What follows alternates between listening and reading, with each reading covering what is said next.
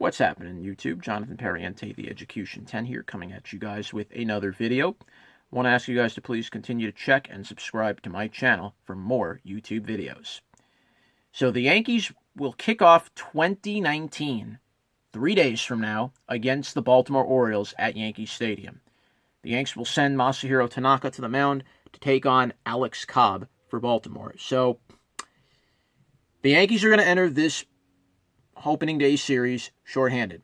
They're down 5 players to kick off the year. No CeCe, no Didi, no Dellin, no Aaron Hicks, and no Luis Severino. Severino, of course, would have been the opening day starter, but due to an injury, he's going to be out until at least May. Sabathia won't be out long, but he's going to miss a few starts.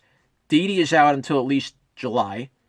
You're not going to have Dellin for a little bit. Dellin having an arm issue, and in addition, he's had an issue with velocity to start off the spring, so it's a bit of a warning sign, a bit of a nervous sign if you're the Yanks, and he didn't have a good spring to begin with. And then, of course, down Aaron Hicks with a hip injury, which is always an injury you have to be very careful with. So the Yanks are going to have to patchwork their rotation together, so Luis Cessa and Domingo Germán have each made the opening day roster and will each be in the starting rotation until Sabathia and Sevy return. The pen will be a bit of a hit without Dellin. They did lose Robertson to offseason free agency. And, of course, no Adam Warren. He was let go in the middle of last year. So the Yankees' pen is a little weaker, but getting Ottavino was huge. Now it was huge that they got him. Keeping Zach Britton was huge. I'm hoping Britton will have a bounce back and really... He got off to a slow start last year at the Yanks, but then he picked it up in the playoffs, which was huge. I'm looking to see Britton be the Britton that he was a few years ago. And then, of course, you have Aroldis Chapman with his 100+ fastball to close out the game. So the Yankees are in good shape as far as the back end of the bullpen is concerned. They will be needing a little bit more out of their starters. I expect Tanaka to give him good length, being the guy that he is. I would expect Paxton to give him some depth. Hopefully he doesn't get hurt. That's very big that Paxton stays healthy right now. So it will be very important in the beginning of the year to see where the Yankees are and see how they can stack up early on in the season. They don't want to get too far behind. The Yankees the Yankees have a tough start to their season to begin, and they're going to have a tough schedule to boot as well. The Yanks will play Baltimore at home, then later on travel to Baltimore later in that week to play them at Camden Yards for their home opener.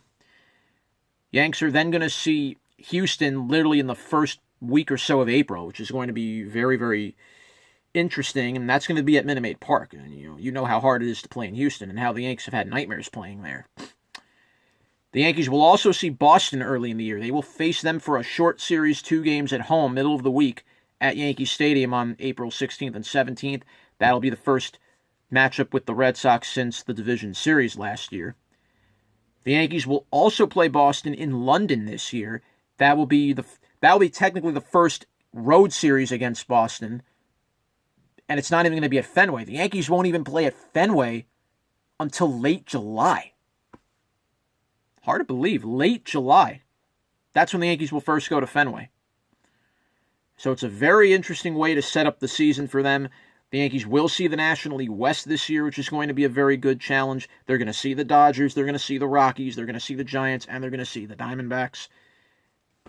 So it definitely will be a challenging schedule for the Yankees. The first month is going to be very interesting. I'm very curious to see how the Yanks will stack up there. But the key now will be, can they ride the ship? Can they tread water for the first couple of months until all their big guys come back? The Yankees have the offense to do that. Yes, they're down Didi. Yes, they're down Hicks.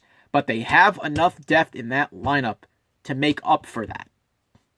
You still have Aaron Judge healthy. You have Giancarlo back. Gary Sanchez had a pretty good spring. He looked like he was swinging the bat a lot better, which is a good sign, considering he was coming off surgery. Greg Bird, well, curious how Greg Bird's going to go. He's had good springs in the past, and then he gets hurt, and then he's had a terrible season afterwards. If Bird stays healthy and he can swing the bat well, Yanks could have a good steal there with Bird. Obviously, Luke Voit comes back, so both of them made the roster, and will be interesting to see how Boone uses the two of them. Miguel Andujar and Gleyber Torres, typical Gleyber and typical Andujar in fashion. Both of them had a very good spring, and both of them are going to be very important factors in this Yankees lineup going forward. And then, of course, now you have the addition of Troy Tulowitzki. You have DJ LeMahieu, who will be very good pieces in the infield for the Yanks to cover up for the temporary injury to Didi. To be very fair, I think Tulowitzki will be a fine addition at shortstop. You have to hope he doesn't get hurt, though. He is 34 years old. But if Tulo can bring back any bit of the Tulo from his days with the Rockies, and I think the Yankees will take that any day of the week. LeMahieu, I expect nothing less from LeMahieu, a good hitter, very solid hitter, and a good glove. So the Yankees infield will be in good shape, I think, for the beginning. And, you know, the lineup shouldn't miss a step. They don't have a huge hit to their lineup right now. They have a couple pieces hurt. But wait till they get them back, and then this lineup really starts clicking. That'll be dangerous. So, as I said, the Yankees will have to tread a little water for the first month or two of the season. And if we can just very quickly check April, and I briefly hinted on it. So, the Yankees will play the Orioles to start off March. They'll play the Tigers at home, which is going to be a very interesting beginning to the year. They have no Michael Fulmer, so he's out for the whole year. So I'm curious. The Tigers shouldn't be a big threat, but the Yankees still have to be careful. The Tigers did come into Yankee Stadium last year and surprise the Yankees there with their young lineup, so they're not to be taken lightly.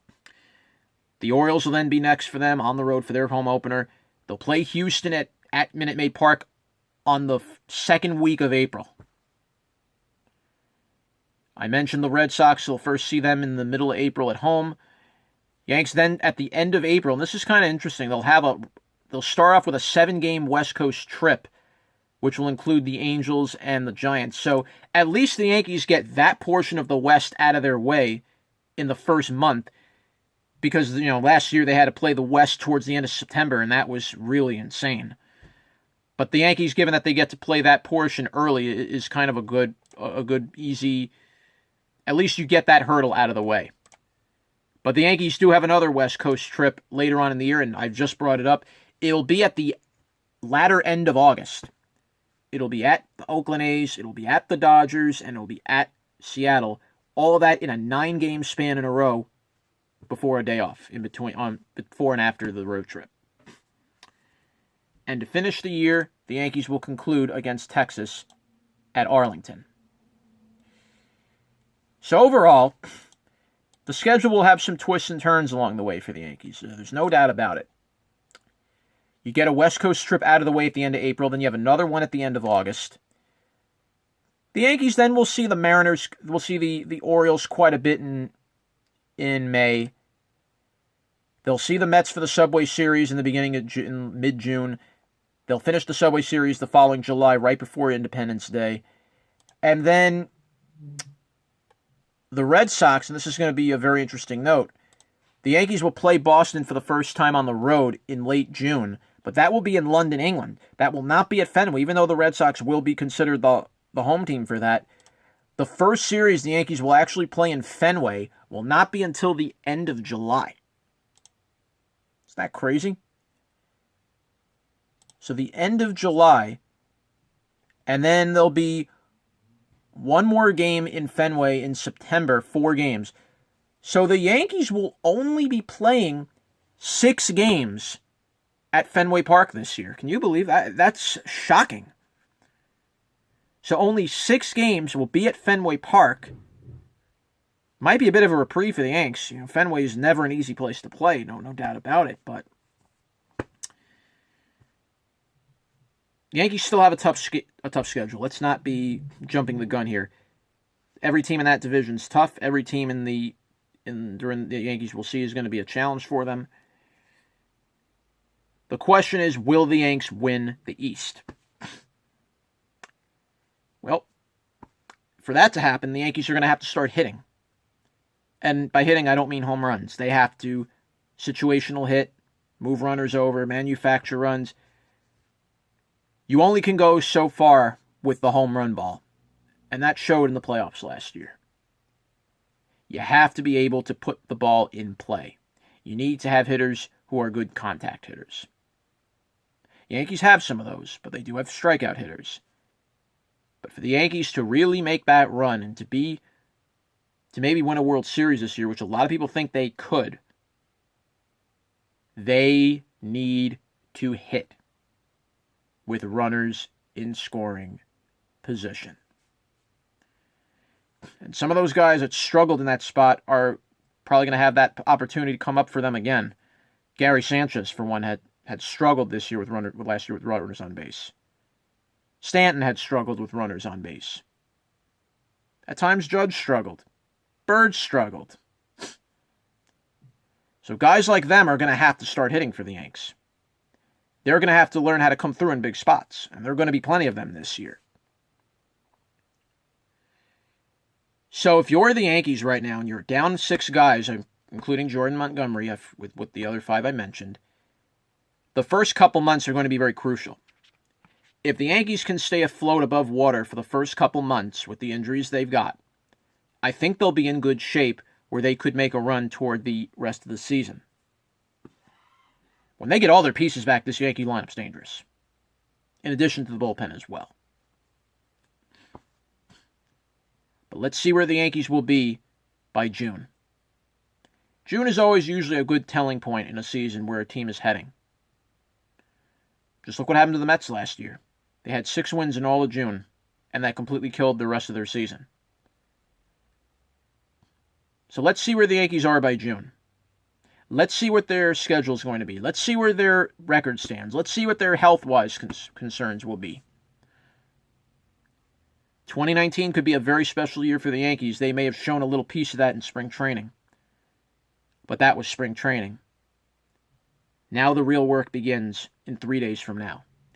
The real grind begins 3 days from now. As Herb Brooks used to say to his hockey team, and once as he told the U.S. right before they played the Soviet Union, this is your time. Now go out there and take it.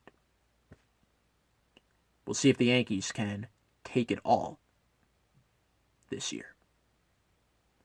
Jonathan Pariente, The Execution 10, saying bye for now.